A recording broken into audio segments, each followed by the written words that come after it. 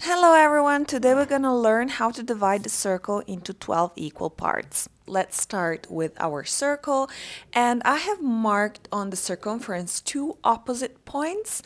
As you will see at the end, when I align the ruler to do these 2 points, the line will pass through the center, so make sure to do the same. I'm pointing my compass on those two intersections, and I'm marking two lines on the circumference, two at the top and two at the bottom. These will be my intersections that divide the circle into six. So what needs to be done is just to align the ruler to two opposite points and make sure the line passes through the center, as I said before.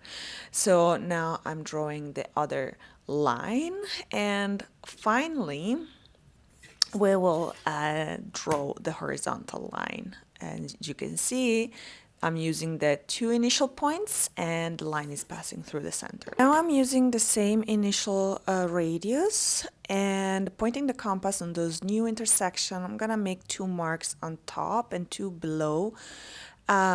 Make sure to stay over the center point. As you can see, these marks intersect. I'm going to align my ruler to the intersections and also make sure to pass through the center and draw my vertical line. This is how you draw and find the vertical line.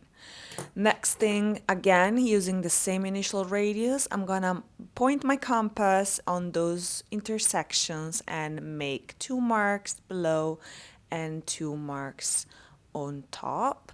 And these are my new intersection that divide the circle into 12 equal parts. So again, I'm gonna align my ruler to two opposite points, make sure to pass through the center and draw my line. Last one now. Always make sure to pass through the center, and my line is here. Okay, good. So this is the 12-fold division. Make sure to subscribe and follow for new content like this. Bye.